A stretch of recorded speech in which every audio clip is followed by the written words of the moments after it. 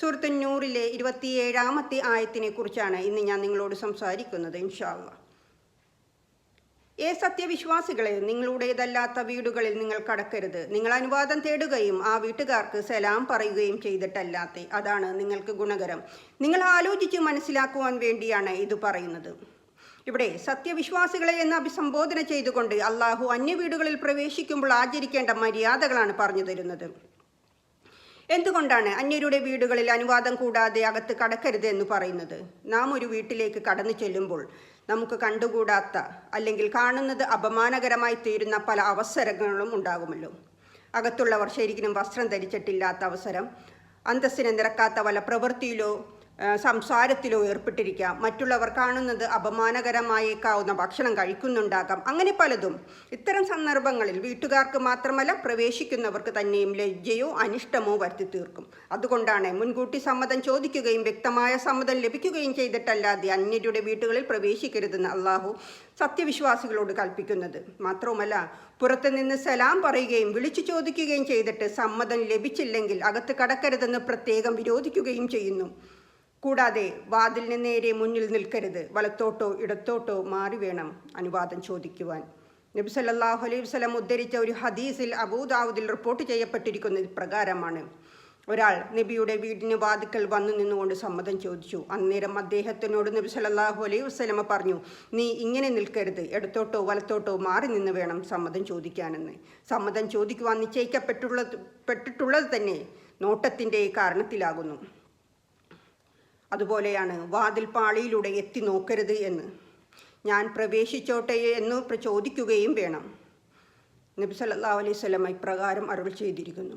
ഒരു മനുഷ്യൻ തൻ്റെ സമ്മതം കൂടാതെ തൻ്റെ വീടിനകത്തേക്ക് എത്തി നോക്കുമ്പോൾ നീ അവനെ ചെറുകല്ലെടുത്ത് എറിയുകയും അത് കാരണം അവൻ്റെ കണ്ണ് പൊട്ടുകയും ചെയ്താൽ അതിൽ നിനക്ക് വിരോധമൊന്നുമില്ല എന്ന് ബുഖാരി മുസ്ലിം ഉദ്ധരിച്ച ഹദീസിലാണ് ഇപ്രകാരം കാണുന്നത്. മറ്റൊരു കാര്യം ശ്രദ്ധിക്കേണ്ടത്, അകത്തു നിന്നും ഒരാൾ ആരാണ് എന്ന് ചോദിച്ചാൽ വ്യക്തമായി മറുപടി പറയണം. ആളെ തിരിച്ചറിയുന്ന തരത്തിൽ സ്വന്തം പേരോ ചോദ്യകർത്താവിന് മനസ്സിലാക്കുന്ന തരത്തിലുള്ള മറ്റു വല്ല നാമങ്ങളോ പറയേണ്ടതാകുന്നു. ഒരു ഹദീസിൽ ഇപ്രകാരം വന്നിരിക്കുന്നു. പ്രവാചകന്റെ വീട്ടിൽ വന്നിട്ട് ഒരാൾ നബിയെ വിളിക്കുകയും ആരാണെന്ന് നബി ചോദിക്കുകയും ചെയ്ത സന്ദർഭത്തിൽ ഞാനാണ് പ്രവാചകരെ എന്ന് പറയുകയും ചെയ്തു. അപ്പോൾ ഞാൻ എന്ന് അനിഷ്ടത്തോടുകൂടി പ്രവാചകൻ പറഞ്ഞുകൊണ്ട് പുറത്തേക്ക് വരുന്നതായി കാണാം. ചോദ്യകർത്താവിന് ഉത്തരം കൊണ്ടിട്ട് വിശേഷിച്ചൊരു ഫലവും ലഭിക്കുന്നില്ല. ആകയാൽ ആളെ തിരിച്ചറിയുന്ന തരത്തിൽ സ്വന്തം പേരോ ചോദ്യകർത്താവിന് മനസ്സിലാകുന്ന തരത്തിലുള്ള മറ്റു പല നാമങ്ങളോ പറയേണ്ടതാകുന്നു എന്നാണ് നബി സല്ലല്ലാഹു അലൈഹി വസല്ലം ഈ ഒരു ഹദീസിലൂടെ ചൂണ്ടിക്കാട്ടുന്നത്. കൂടാതെ 3 പ്രാവശ്യം സമ്മതം ചോദിക്കണം. വീട്ടുടമസ്ഥനിൽ നിന്നും മറുപടി ലഭിക്കാതിരുന്നാൽ അല്ലെങ്കിൽ അയാൾ നിരസിച്ചതായി മനസ്സിലാക്കിയാൽ തിരിച്ചു പോരണം. ഒരാൾക്കും തന്നെയും മറ്റൊരാളുമായി കൂടിക്കാഴ്ചയ്ക്ക് നിർബന്ധിക്കുവാനോ വാതിക്കൽ നിന്നുകൊണ്ട് വിഷമിപ്പിക്കുവാനോ അവകാശമില്ല. വീട്ടിലെ പരിചാരകനോ വല്ല ജോലിക്കാരനോ അല്ലാതെ ഏതെങ്കിലും ഒരു കൊച്ചുകുട്ടി വരാൻ പറഞ്ഞാൽ ഒന്നും അകത്തേക്ക് പ്രവേശിക്കരുത്. വീട്ടുടമസ്ഥൻ്റെ അനുവാദത്തോടുകൂടി പൂമുഖത്തിരുത്തി ഉടമസ്ഥൻ പുറത്തു പോകുകയാണെങ്കിൽ അകത്തേക്ക് അനുവാദമില്ലാതെ കടക്കരുത്.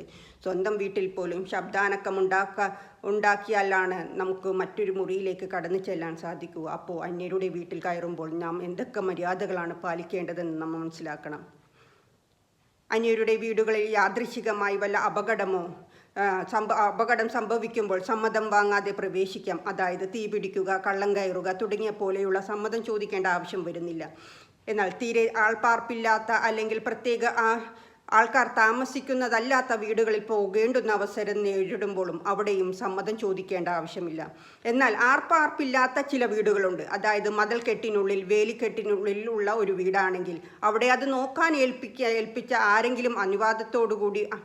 ആരെങ്കിലുടെയും അനുവാദത്തോടു കൂടി മാത്രമേ അതിനുള്ളിൽ പ്രവേശിക്കുവാൻ പാടുള്ളൂ.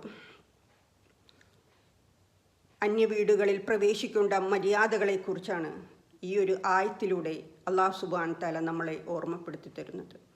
ഇനിയും കൂടുതൽ അറിയുവാനും മനസ്സിലാക്കുവാനും നമുക്ക് ഏവർക്കും സാധിക്കട്ടെ എന്ന് പ്രാർത്ഥിച്ചുകൊണ്ട് അസ്സലാമു അലൈക്കും വറഹ്മത്തുള്ളാഹി വബറകാതുഹു.